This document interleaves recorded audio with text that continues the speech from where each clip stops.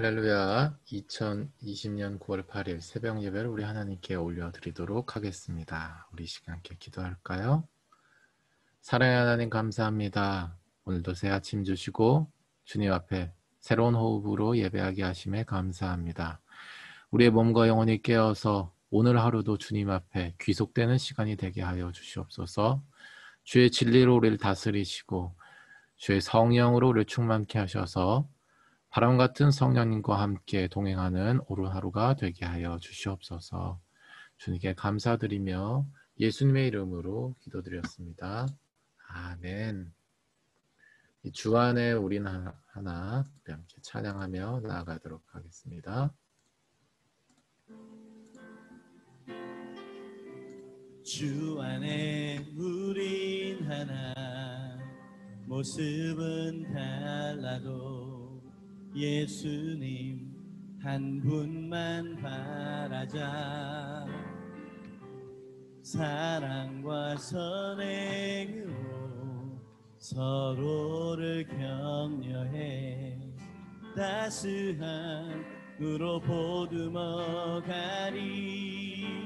주님 우리 안에 함께 하시니 형제자매의 기쁨과 슬픔 느끼네. 내 안에 있는 주님 모습 보네.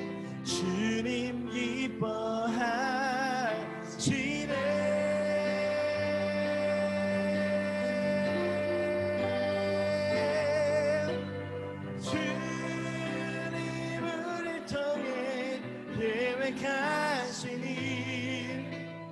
부족한 입술로 찬양하게 하시니. 주님 우리 통해 너를 통해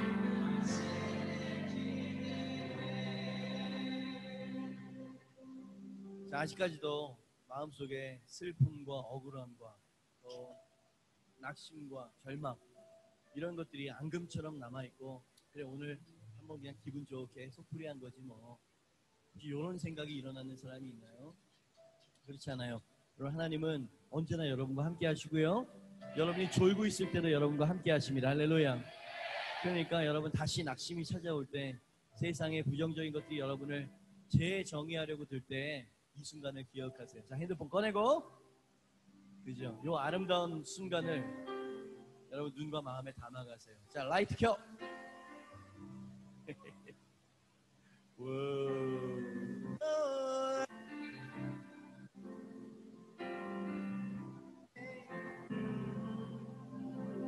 서로에게 불러줘요. 주 힘내, 하나님은 너희들 편이. 주 안에 힘내, 하나님은 너희들 편이야. If God is for me, if God is on our side. 지렁이 같은 너의 야곱아, 이스라엘아, 두려워하지 말아라. 내가 너를 네가 날카로운 새 타작기로 만들 것이고. 주님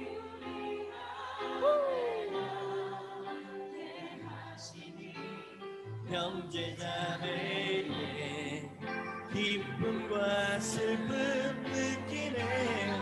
내 안에 있는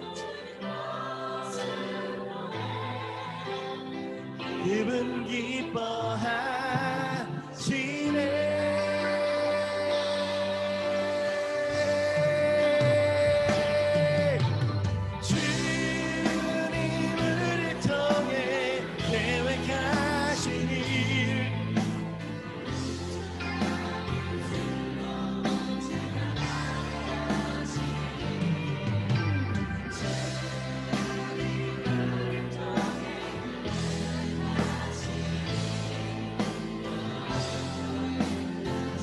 한 번 더.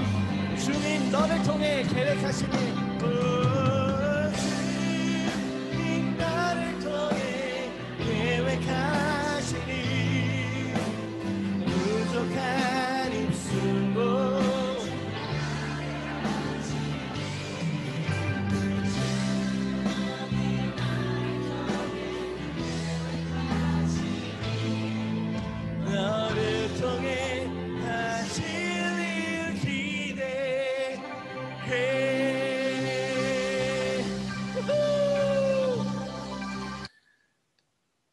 우리 예배의 마음으로 자신을 놓고 기도하죠. 성령님 이 시간 나에게 말씀하시고 주님의 생기로 가득 채워주십시오. 우리 함께 간구하며 기도하며 나아가겠습니다. 기도하겠습니다. 만 바라자 사랑과 선행으로 서로를 격려해 따스한 으로 보듬어가리. 주님 우리 안에 함께 하시니 형제자매의 기쁨과 슬픔 느끼네. 내 안에 있는 주님 모습 보네. 주님 기뻐하시네.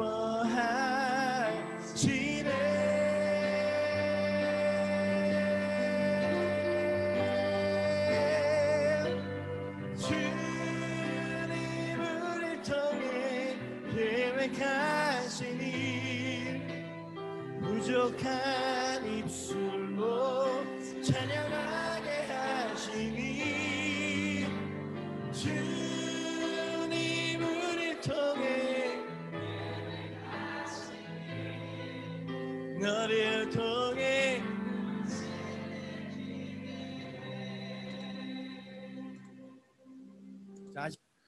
이 모든 말씀 살아계신 예수 그리스도의 이름으로 기도드렸습니다. 아멘. 아멘. 네, 할렐루야. 좋은 아침입니다. 오늘도 주님께서 우리 안에 가득 은혜 주시기를 예수님으로 축복해요. 우리 카메라 잠깐 켜주시고 아침 인사하도록 할까요? 좋은 아침입니다.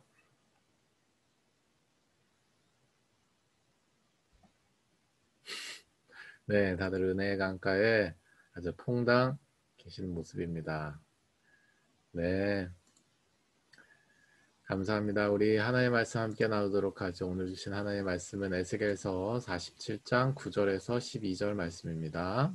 에스겔서 47장 9절에서 12절 말씀이에요.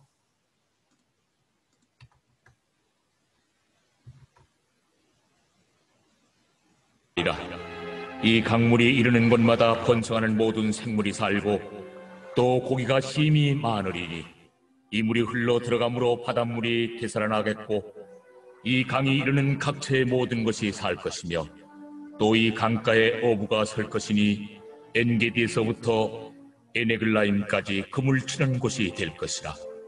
그 고기가 각기 종류를 따라 큰 바다의 고기같이 심이 많으려니와 그 진풀과 개펄은 되살아나지 못하고 소금 땅이 될 것이며 강 좌우가에는 각종 먹을 과실나무가 자라서 그 잎이 시들지 아니하며 열매가 끊이지 아니하고 달마다 새 열매를 맺으리니 그 물이 성소를 통하여 나옵니다. 그 열매는 먹을 만하고 그 잎사귀는 약재료가 되리라. 너희는 네, 오늘 주신 하나님 말씀의 제목은 하나됨의 조건이라는 제목으로 오늘 말씀을 전하도록 하겠습니다. 하나됨의 조건이라는 제목으로 오늘 말씀을 전하도록 하죠.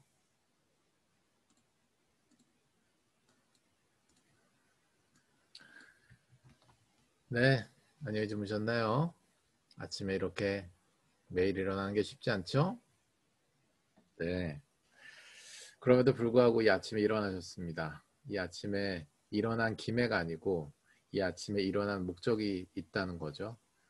하나님을 예배하고자 하는 그 중심을 하나님께서 귀하게 받으실 수 있도록 이 시간 신령과 진정으로 예배하는 한 분 한 분이 되시기를 예수님으로 축복합니다. 아멘. 오늘 하나됨에 대한 주제를 가지고 하나님의 말씀을 전해보고자 합니다. 우리가 하나 되기 위해서 부단히 노력합니다. 연인 간에도 부모 자식 간에도 그리고 우리가 직장 생활을 하면서 또 필요한 관계들이 있겠죠. 상사나 동료 사이에서 우리의 실무적인 어떤 그 팀워크를 위해서라도 하나 되기 위해서 부단히 노력해요. 식사 자리를 따로 갖는다던가 아니면 티타임을 가진다던가 그때 내가 먼저 산다던가 뭐 이러한 노력들을 우리가 해 나가죠. 그러면서 하나 되고자 합니다. 그런 그 외부적인 행동을 통해서 내부적인 마음이 하나 되는 것이 곧 또 외부적으로 우리가 실무적인 팀워크 이룰 때도 도움이 되기 때문이죠. 공부를 할 때도 마찬가지입니다. 혼자 되지 않으면 누군가의 스터디원을 찾게 되고요. 그러려면 똑같이 관계를 해야 되니까 그들과 함께 연합하려고 하는 그런 시도들을 하게 됩니다. 밥 먹자 그러고 뭐 하냐 그러고 뭐 여러 가지 시간과 에너지와 재정을 사용하면서 연합을 잡고 이렇게 하려고 하죠. 교회 안에서는 어떠한가요? 교회 안에서는 더더욱이 말이죠. 예수 그리스도의 장성한 분량으로 자라나가라고 하는 방향성 안에서 각자의 봉사일을 가지고 연합합니다. 그런데 그렇게 이제 봉사일을 이제 하다가 많은 사람들이 이제 지쳐버려요. 그러니까 정리해서 얘기하면 연합하다가 지쳐버린다는 얘기예요. 예를 들어 뭐 수련회를 준비하다가, 예를 들어 컨퍼런스 준비하다가 지쳐버립니다. 어찌저찌 해서 은혜 받고 끝났는데 그 뒤에 다시 하고 싶지는 않아요. 근데 또 하게 되죠. 그것이 한 2번, 3번 지나고 1년, 2년이 지나게 되면 보통 한 3년에서 5년 차 정도의 신앙생활에 좀 회의가 되는 경우를 많이 봤습니다. 아마 10년 정도 차이가 되면 거의 교회의 그 사역자급의 이제 인물이 되어서 사는데 내가 무엇을 위해 사는지 잘 모르게 되는 그러한 경우를 맞게 되는 것도 여러 차례 이제 목격하게 됐죠. 연합을 하다 지치는 경우입니다. 연합을 하다 지치는 경우입니다. 우리가 연합에 대한 말씀을 잘 알고 있습니다. 성령 안에 하나 되게 하신 것을 힘써 지키라는 말씀이 그 대표적일 텐데요. 도대체 그 하나 되게 하셨다라고 하는 그것이 말로는 이제 이해가 된단 말이에요. 그리고 우리의 인생의 경험 속에서 그 사람과 내가 내지는 우리 팀과 내가 굉장히 하나가 된 듯한 그런 경험이 있었기 때문에 알고 있는 듯한 그런 느낌적인 느낌은 들지만 그 하나됨이라는 게 그래도 도통 뭔지 모르겠다는 거예요. 왜냐하면 그 하나됨이 지속되지 않았기 때문에. 그 하나됨이 그 사람과 그 공동체와 그 셀과 어쨌든 지속되지 않았기 때문에 그 하나됨의 경험은 있었지만 그것이 지속되지 않으니까 확신이 서지 않는 거죠. 어쩌면 교회 안에서도 그 하나됨을 위해서 끊임없이 노력하고 찾아나가는지도 모르겠어요. 마치 진리처럼 말이죠. 그러나 그 하나됨이라는 역사는 결론적으로 현상과 열매에 불과합니다. 그것은 되어지는 것이지 우리가 이루어야 되는 목적 그 자체는 아니다라고 하는 거예요. 오늘 말씀을 통해서 하나님께서 우리를 하나 되게 하신 것을 이룰 수 있는 엔진이 우리 안에 장착되는 은혜가 있으시기를 예수님으로 축복해요. 연합하다가 지친다 라고 하는 것을 구체적으로 좀 살펴보면 먼저 섬기는 사람이 있겠죠. 그것을 받는 사람이 있을 것입니다. 먼저 다가가는 사람, 먼저 그것을 받는 사람이 있다라고 하는 얘기죠. 그런데 연합을 시도하다가 왜 지치게 되냐면 상대가 보통 조건 없는 섬김을 원하기 때문이에요. 그러니까 조건 없는다라고 하는 것은 그는 조건이 있어요. 나를 섬겨야 된다는 조건을 가지고 있죠. 그러나 이걸 해준다고 해서 내가 뭘 해주기를 바라지는 마. 이런 식의 마음을 가지고 있다라는 거예요. 상대가 그런 마음을 가지고 있다라는 거예요. 그거는 제가 봤을 때는 세상이나 교회 안에서는 뭐 크게 이 시대에 와서는 뭐 다를 바가 없어진 것 같아요. 좀 부담이 되거나 뭐 이런 것들은 막 이렇게 뭐 손사래를 치잖아요. 어쨌든 그런 거죠. 이제 연합을 하고자 하는 사람이 지치는 이유는 상대가 조건 없는 섬김을 원하기 때문이에요. 그러다가 이제 결국 지쳐버리게 되는 거죠. 성경에서 얘기하는 연합, 그 하나됨의 역사는 그런 식으로 인위적으로 그리고 어떤 그 상부상조나 뭐 인지상정이나 뭐 이런 차원에서 일어나는 것이 전혀 아닙니다. 뭐 상호작용적인 것도 당연히 아니다라고 하는 거예요. 오늘 본문 말씀을 좀 살펴보도록 하죠. 성전에서 나오는 강물에 대한 내용이 나오고 있습니다. 이 강물이 흐르는 곳마다 모든 것이 다 살아난대요. 그리고 이 강이 흐르는 각처에 모든 것이 살게 된다라고 이야기를 하고 모든 것이 살아나게 되니까 나머지 경제적으로 얘기하면 부가산업이라고 하죠. 이제 부가적으로 막 어부들도 생기고 거기에 산업들도 생기게 된다라고 하는 거예요. 사람들이 먹고 살 수 있는 환경까지도 열리게 된다라고 하는 거죠. 모두가 다 살아나는 건데 영적인 생명뿐만 아니라 우리의 현실의 삶까지도 살아난다라고 하는 말씀을 오늘 본문 말씀에서 큰 줄기로 말씀하고 있습니다. 어떻게 이렇게 살아날 수가 있을까? 살아나니까 모두가 다 연합이 되잖아요. 살아나니까. 그렇죠? 생물들이 살고 고기가 살아나니까 어부들도 살 수 있고, 그러니까 그 모든 것들이 다 살아나게 되는 것이죠.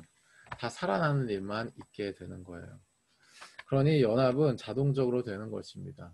우리가 이 물로 인하여서 강물로 인해서 살아났다라는 공통점도 가지고 살아난다라고 하는 열매도 공통적으로 가지고, 그로 말미암아 우리가 이것을 소중하게 여기고 우리가 그것을 소중하게 여기기 위하여 더 하나 되는 뭐 이런 일들이 더 있게 되는 것이죠.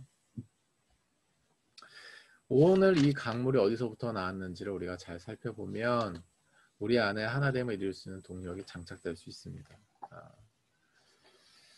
이 강물이 어디서부터 나왔습니까? 47장 1절 말씀을 좀 살펴보도록 하죠. 우리 바이블타임 말씀 있으신 분들은 한번 살펴보겠습니다. 그가 나를 데리고 성전문에 이르시니 성전 앞면이 동쪽을 향하였는데 라고 말씀하고 있습니다. 이어서 그 문지방 밑에서 물이 나와 동쪽으로 흐르다가 라고 말씀하고 있죠. 성전 오른쪽 제단 남쪽으로 흘러내리더다 라고 얘기하고 있고요. 2절 말씀에 그가 또 나를 데리고 북문으로 나가 바깥길로 꺾여 동쪽을 향한 바깥문에 이르기로 본즉 물이 그 오른쪽에서 스며 나오더라. 뭔가 좀 특이점이 있죠. 예전에는 그냥 읽었는데 성전에서 물이 나와서 사는구나 이렇게 읽으셨다면 오늘 주목해서 보아야 할 건 바로 뭐예요? 성전 동쪽에서 나온다라고 하는 이 포인트를 잘 주목해서 보셔야 합니다.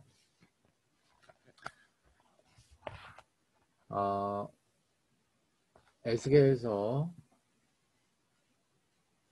43장 1절에서 5절 말씀인데요. 바이블타임 뒤에 좀 뒤적여서 한번 보시면 더 좋을 것 같아요.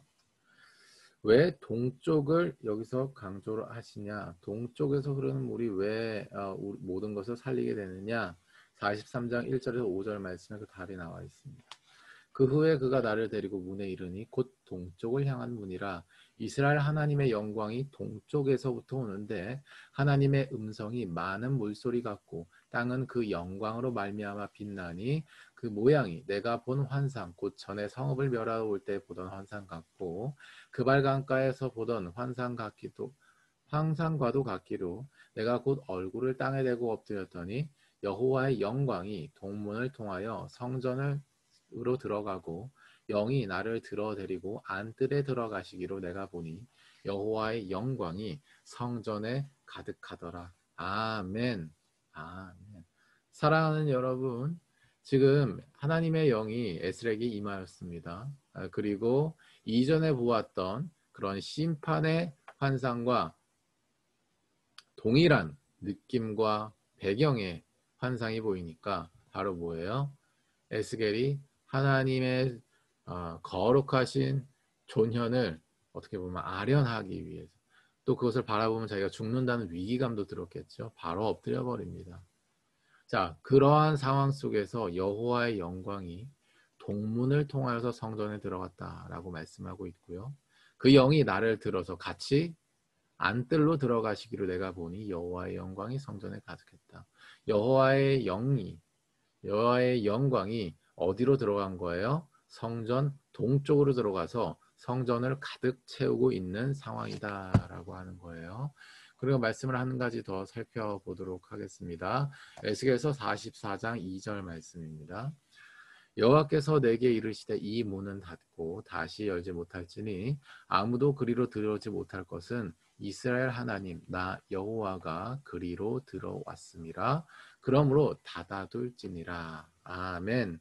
지금 어디 쪽 문을 얘기하는 거냐면 동쪽 문을 얘기하는 거예요.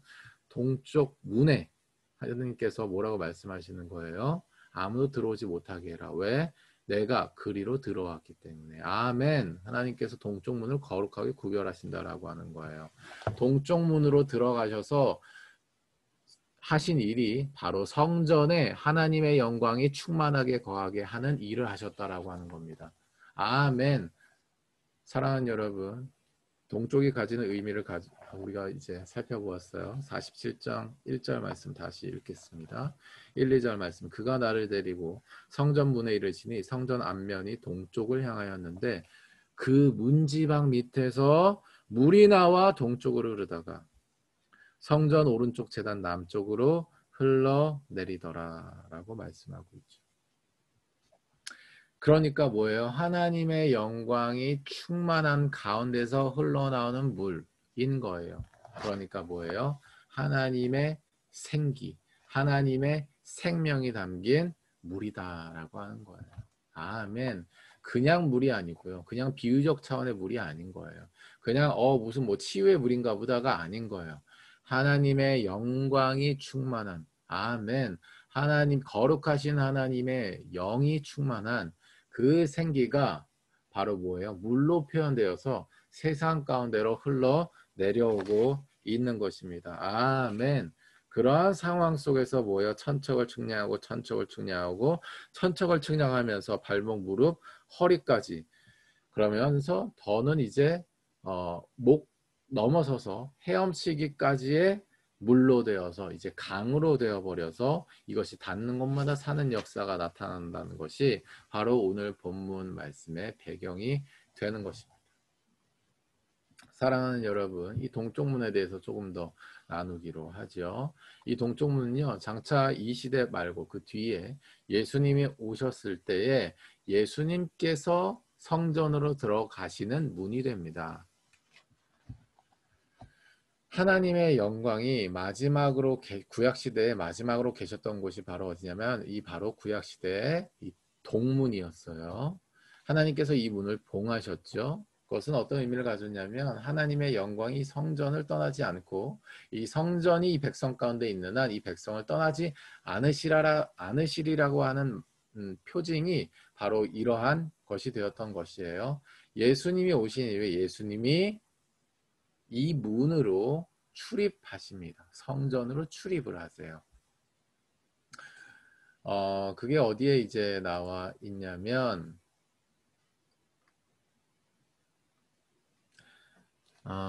마가복음 11장 1절, 누가복음 19장 29절, 요한복음 11장 18절에 있는데요. 예루살렘의 동쪽에 감람산이 있었고요. 그 감람산 밑에 베다니가 있었는데요.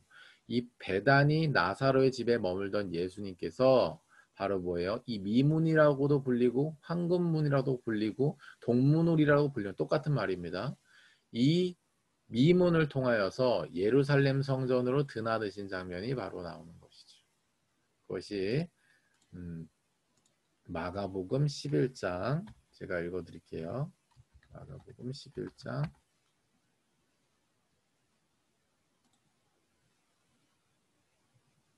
네, 1절 이하에 나옵니다. 여러분 잘 아시겠지만은 바로 뭐예요? 예수님께서 나귀 새끼를 이제 끌고 오라고 하시고 주께서 쓰시겠다 하라 해가지고 지금 예루살렘으로 입성을 하시죠. 입성을 하시고 11절 말씀에 베다니에 나가시니라라고 12제자를 데리시고 베다니에 나가시니라라고 얘기하십니다. 그리고 머무신 곳이 바로 뭐예요? 그 나사로의 집이었던 거예요. 자, 그리고 나서 15절에 그들이 예루살렘에 들어가니라. 그들이 예루살렘에 들어가니라. 예루살렘 다시 들어간 거예요.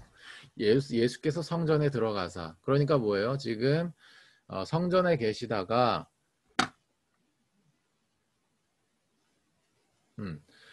성전에 계시다가 그러니까 예루살렘으로 입성을 하셨다가 날이 어두워지니까 바로 뭐예요? 나사로의 집으로 가셨다가 그리고 다시 어디로 가신 거예요? 성전으로 다시 가신 거예요. 예수께서 성전으로 다시 들어가셔서 성전에서 매매하는 자들을 내쫓는 일을 하십니다. 그러니까 드나드신 거죠. 나사로의 집의 위치를 보았을 때 그리고 성전으로 출입하셨다는 기록을 보았을 때 바로 위치적으로 뭐냐면 이 미문을 활용하신 거예요. 이 동문을 드나셨다라고 하는 거예요.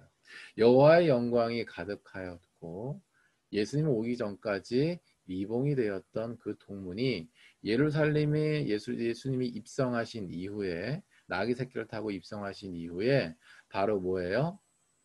나사로의 집에 머물면서 동문으로 출입을 하신 것입니다. 이것이 바로 예수님의 신성을 표현하는 하나의 사건이기도 한 거죠. 자, 다시 이야기로 돌아와서 바로 그러한 생명을 가진 하나님의 역사가 바로 뭐예요? 지금 이 본문 말씀에 의뢰는 이 시대 가운데 하나님께서 에스겔을 통해서 흐를 것을 선포하고 계시는 것입니다. 아멘. 물론 이거는 예언적으로 이후에 장차올 천년 왕국에 있을 이야기를 또 표징하기도 해요. 그리고 예수님이 다시 오실 그날에 있을 이야기를 상징하기도 합니다. 그것이 어느 부분이냐면 12절 말씀인데요. 강 좌우가에는 각종 먹을 과실이 자라서 그 입이 시들지 아니하며 열매가 끊이지 아니하고 달마다 새 열매를 맺으리니 그 물이 성소를 통하여 나옴이라. 그 열매는 먹을 만하고 그 잎사귀는 약재료가 되리라. 조금 더 구체적이죠. 그러니까 뭐예요? 이 강물을 먹은 각종 과실 나무들이 새 열매를 맺게 되고, 그리고 그 물이 왜 그러냐면 그 물이 성소를 통해서 나왔기 때문인데, 그 열매는 먹을 만한 뿐만 아니라 그 잎사귀는 약재료가 됩니다. 다 살리는 데 사용된다는 거예요. 열매를 먹어도 우리는 살게 되죠. 약재료가 되어도 우리를 치유하는 데 쓰이게 되죠. 다 우리를 살리게 되는 역사를 이렇게 된다라고 하는 거. 이게 요한계시록 어디에 나오냐면 요한계시록 22장 1절에서 2절 말씀에 나옵니다. 제가 읽어드리죠. 또 그가 수정같이 맑은 생명수의 강을 내게 보이니 하나님과 및 어린 양의 보좌로부터 나와서 길 가운데로 흐르더라. 강 좌우 생명나무가 있어 12가지 열매를 맺되 달마다 그 열매를 맺고 그 나무 잎사귀들은 만국을 치료하기 위하여 있더라 라고 말씀하죠. 그러니까 에스겔이 본 이 환상은 사실 이 에스겔 시대 당시에 성취되었다라기보다도 예수님 시대에 더 구체적으로 실현이 되고, 예수님이 다시 오셔서 회복할 그 나라에서 더 확실하게 완전하게 회복될 그 현상, 그 결과를 말씀하고 있다라고 우리가 이렇게 이해해야 하는 거죠. 오늘 말씀을 정리하면서 우리가 이런 것들을 좀 깨닫기를 원해요. 우리가 무엇으로 하나 될 수 있는가? 바로 하나님의 영으로 하나 될 수 있다라고 하는 것입니다. 아멘. 그것이 바로 뭐예요? 예수님께서 부활 승천하시면서 우리에게 보내신 성령님인 거예요. 성령으로 충만하다라고 하는 상태는 예수님을 믿는 즉시 우리에게 오게 됩니다. 예수님을 믿었다라고 하는 것은 여러분이 예수님을 처음 만났던 그때를 얘기하는 거예요. 그러니까 내가 이렇게까지 연약하고 한계가 있고 죄인이구나. 그런데 예수님께서 이렇게까지 나를 사랑하시는구나 라는 걸 가장 뜨겁게 느꼈던 그때. 주를 향한 사랑이 충만해지고 나를 향한 주의 사랑이 너무나 뜨겁게 느껴졌던 그때를 예수님을 믿는다, 예수님을 믿었다 라고 하는 그런 기준으로 잡는다라고 했을 때는요, 그때가 바로 우리가 바로 성령 충만해진 상태였다라고 하는 거죠. 그러한 성령으로 충만한 상태가 되어야지만이 우리가 하나가 될 수 있습니다. 왜냐하면 에스겔의 시대와 같이 말이죠. 우리가 같은 것을 보기도 합니다.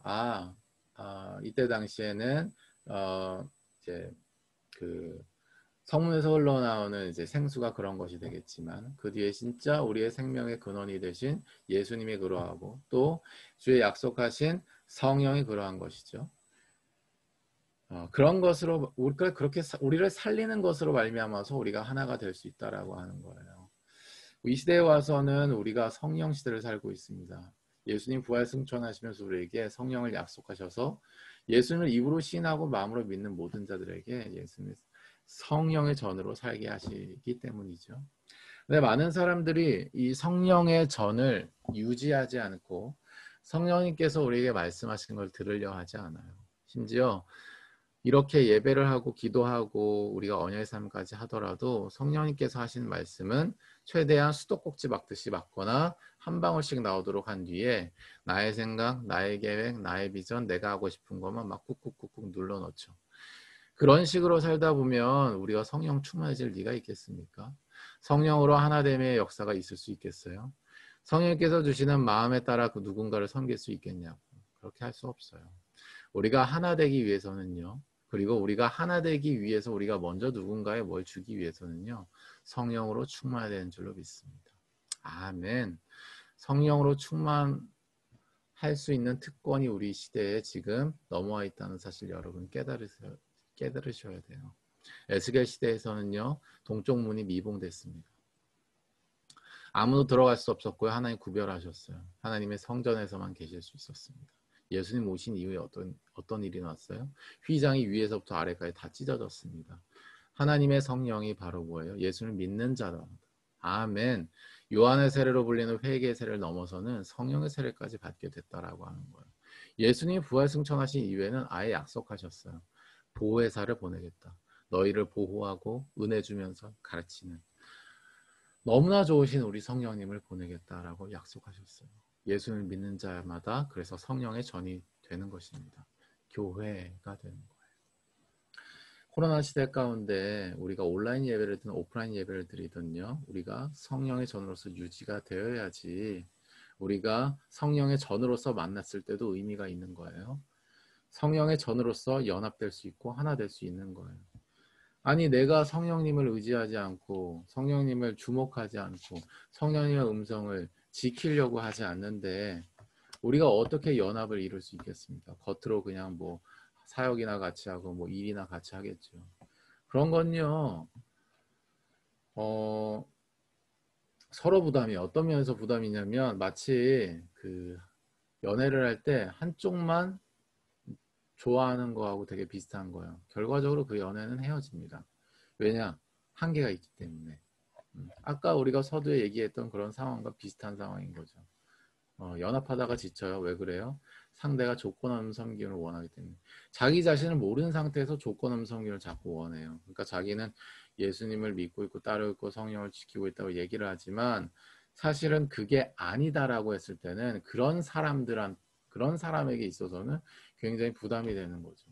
어떤 면에서 부담이 되냐면 그 사람의 존재가 부담이 되는 것이 아니라 바로 뭐예요? 계속 이제 아다리가 안 맞는 거예요. 이 사람이 생각하는 사랑과 이 사람이 생각하는 사람이 다른 거예요. 남녀 간의 사랑에서 예를 들어보면 그런 거죠. 내가 생각하는 사랑과 이 사람이 생각하는 사랑이 다른 거죠. 이 사람이 생각하는 사랑은 성관계인데 이 사람이 생각하는 사랑은 플라토닉한 사랑이에요. 뭐 이런 식의. 아니면 이 사람이 생각하는 사랑은 책임의 사랑인데 이 사람이 생각하는 사랑은 소유적 사랑이야. 뭐 이런 식의. 서로가 부담이 되는 뭐 이런 상황이 자꾸 갈등이 자꾸 생기고 지치게 되는 상황이 자꾸 생기게 되는 거예요. 그러지 않을 수 있습니다. 어떻게 해야 되냐면 성령으로 우리가 충만하면 돼요. 그러한 상태를 유지하려는 최선의 자세를 가지고 우리가 함께 만나고 예배하고 동역하고 공부해 나가고 이렇게 하면 돼요. 그 중심과 자세를 잃는 순간 하나님의 조건은 없어지는 겁니다. 영혼을 살리려고 모이지만 사실은 그 사람을 살리는 모임이 되어버리게 되는 거죠. 더더욱이 우리는 선교사로서 그러한 삶이 돼서는 안 되겠죠. 우리 자체가 어떠한 능력이나 어떠한 가능성이 없다는 사실을 인정합시다. 그리고 예수님 앞에 나아가서 성령의 세례를 매일매일 받기로 해요. 그러면 우리를 보호하시고 은혜 주시고 가르치시는 우리 너무 좋으신 성령님께서 우리에게 말씀하실 겁니다. 그걸 지키세요. 아주 작은 약속을 걸고 지키세요. 그러면 성령님이 우리를 말도 안 되게 함께 하시고 우리를 편안하게 하시고 인도에 가시며 열매 맺게 하시는 결과를 반드시 맞게 되실 것입니다. 이게 신앙생활이고요. 이게 하나 되어 가면서 신앙생활하는 비결인 줄로 믿어요. 여러분의 삶이 성령으로 충만하여서 하나됨을 이뤄가는 그러한 삶이 되시기를 예수님으로 축복합니다. 이 시간에 함께 기도하며 나아가도록 하죠. 이 시간에 기도할 때 이렇게 기도하죠. 성령께서 주시는 감동을 따라 기도하도록 하고요. 하나님, 내가 먼저 성령으로 충만하게 하여 주십시오. 그로 말미암아서 내가 만나는 모든 관계와 내가 섬기는 모든 관계와 내가 공급받는 모든 관계가 하나 되는 역사가 있게 하여 주시옵소서. 나의 어떠함으로 하나됨이 아니라 내 안에 계신 성령님을 내가 따름으로 말미암아 그 충만함으로 말미암아 모든 공급, 모든 인풋과 아웃풋 가운데 하나님께서 하나 되게 하시는 역사가 있게 되는 줄로 믿습니다. 주께서 오늘 하루도 성령으로 충만케 하여 주십시오. 우리 함께 기도하며 나아가도록 하겠습니다. 기도하겠습니다. is for me. If God is on our side. 지렁이 같은 너의 야곱아, 이스라엘아, 두려워하지 말아라. 내가 너를 네가 날카로운 새 타작기로 만들 것이고, 주님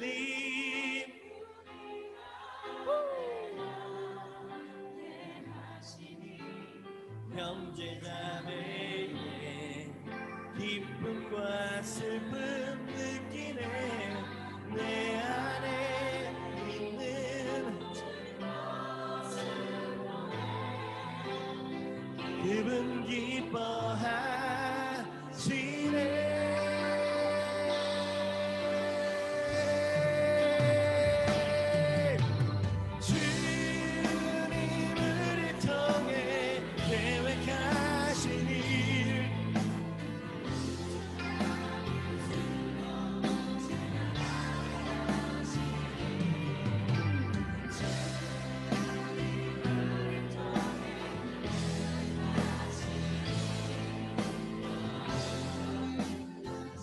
한 번 더. 주님 너를 통해 계획하시니, 주님 나를 통해 계획하시니 부족한 입술로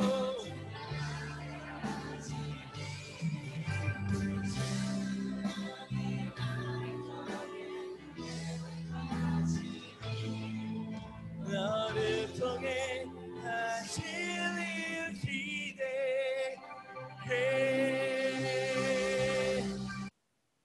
네, 우리 시간에 함께 기도하도록 하죠. 사랑의 하나님 감사합니다. 우리에게 하나됨이 있을 수 있도록 성령으로 충만케 하여 주시옵소서. 하나님, 연합하다 지치게 하는 사람이 되지 않게 하시고, 연합하다 지치게 하는 사람들을 양성하는 우리가 되지 않게 하여 주십시오.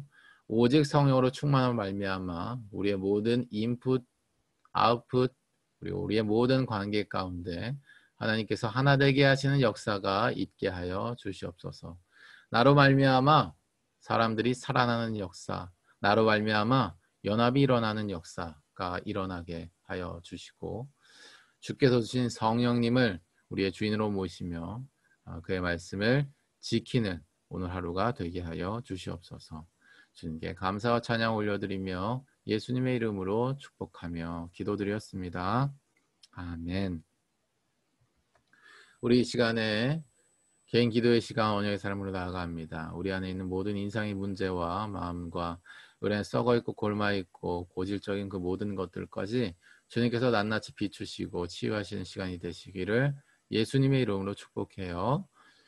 오늘 하루도 힘내시고요. 화이팅!